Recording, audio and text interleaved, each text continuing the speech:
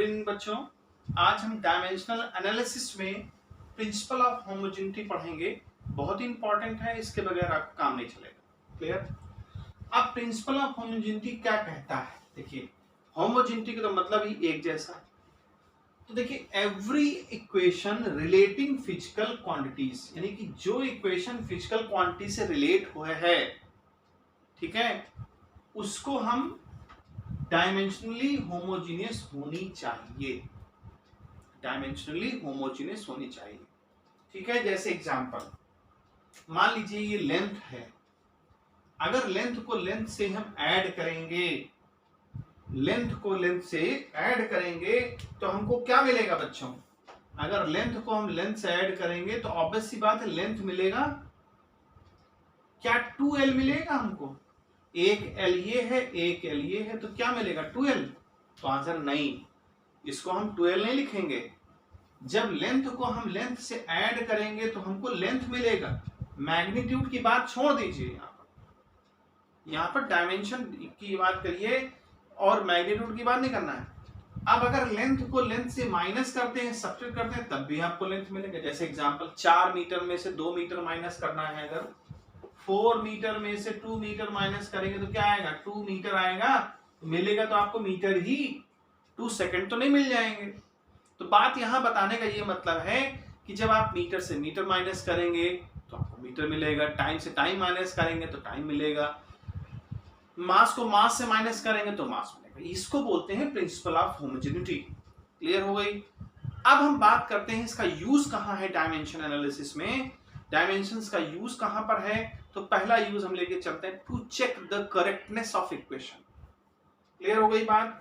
To check the correctness of equation, यानी किसी भी इक्वेशन की करेक्टनेस को चेक करना, ये हमारा यूज है डायमेंशनल एनालिसिस चैप्टर में। तो हम क्या लिखेंगे? To check the correctness. पहला लेके चल रहे हैं to check the correctness. Clear हो गई? अब कोई इक्वेशन उठा लीजिए आप, half mv square minus half mu square is equal to, या यूं कह लें कि half mv square is equal to mgh। Kinetic energy potential के बराबर होता है, ठीक है। या ऐसा कर लें, देखिए ये तो छोड़ दीजिए, एक सिंपल इक्वेशन ले लीजिए जो आपने 9th पढ़ा है, v is equal to u plus at। ये करेक्ट करना है, मतलब ये देखना है कि ये सही है कि गलत, ठीक है। इसको कैसे देखेंगे? देखिए, सबसे पहले यहां पर वेलोसिटी लेफ्ट हैंड साइड आप ले लीजिए, तो लिखेंगे डायमेंशन ऑफ वेलोसिटी।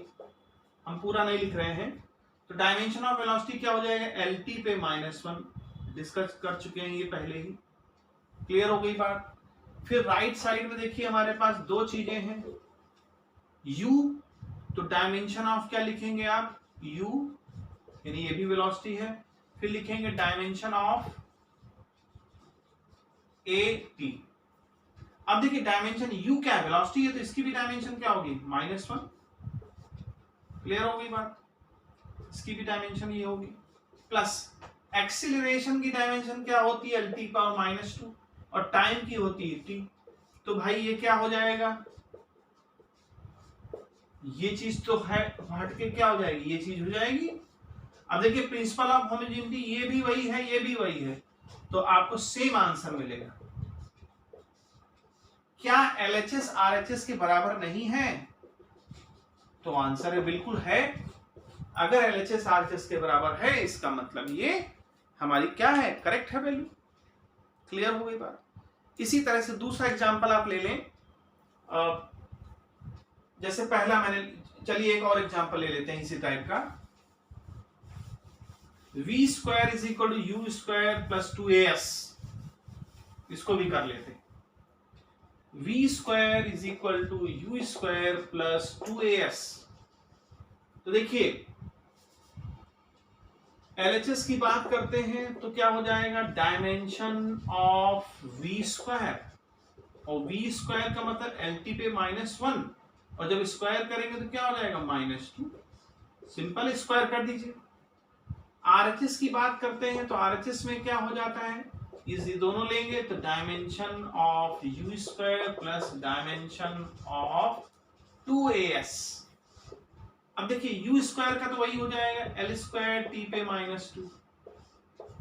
और देखिए ध्यान रखिए 2 जो है ये 2 की डायमेंशन नहीं होती, क्योंकि न्यूमेरिकल वैल्यू है, कांस्टेंट वैल्यू है, इसकी डायमेंशन कभी नहीं होती। तो 2 की नहीं होगी। एक्सेलरेशन की होगी एल टी पे -1। और डिस्टेंस है ये हो जाएगा एल टी पे -2 होगा, सॉरी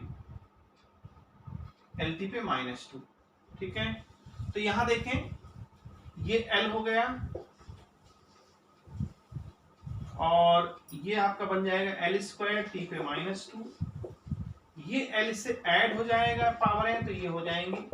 अब देखिए दोनों चीजें देखिए ये और ये सेम है, इसका मतलब क्या होगा एल स्क्वायर टी पे -2। तो आप यहां देख रहे हैं ना LHS RHS इक्वल हो गया, इसका मतलब क्या हो गया, ये हमारा प्रूव हो गया, ये करेक्ट है। ठीक है, इसी तरह दूसरी बात देख लीजिए, लास्ट है। ठीक है, आज की लास्ट है, वही जो मैंने पहले लिखी थी half mv square is equal to mgh। ये भी एक इक्वेशन है। तो हाफ mv स्क्वायर क्या होता है, काइनेटिक एनर्जी होती है, और mgh क्या है, पोटेंशियल एनर्जी। देखिए लेफ्ट साइड हम बात करते हैं तो लेफ्ट साइड में हाफ mv स्क्वायर होगा, हाफ की होगी नहीं डायमेंशन तो इसको हटा देंगे। मास की m होती है v स्क्वायर एल टी की पावर -1, और इसका स्क्वायर करेंगे तो क्या हो जाएगा, ये स्क्वायर के फॉर्म में आ जाएगा। अब RHS की बात कर लीजिए, RHS की बात कर लें तो ये डायमेंशन ऑफ mgh, तो मास की डायमेंशन m होगी, g ग्रेविटी एक्सेलरेशन है तो एक्सेलरेशन की क्या होती है lt की पावर -2, और हाइट भी डिस्टेंस है तो इसकी डिस्टेंस की डायमेंशन l हो जाएगी। तो क्या लिखा जा सकता है इसको, ml स्क्वायर टी पे -2। यानी LHS किसके बराबर हो गया, RHS के। इसका मतलब क्या हो गया, ये डायमेंशनली प्रूव हो गई, इसका मतलब ये इक्वेशन हमारी करेक्ट है। ठीक है बच्चों, ये समझ में आया होगा। नेक्स्ट वीडियो में हम और यूजेस लेके आएंगे, आपको बताएंगे, एग्जांपल्स बताएंगे। Okay students, good bye.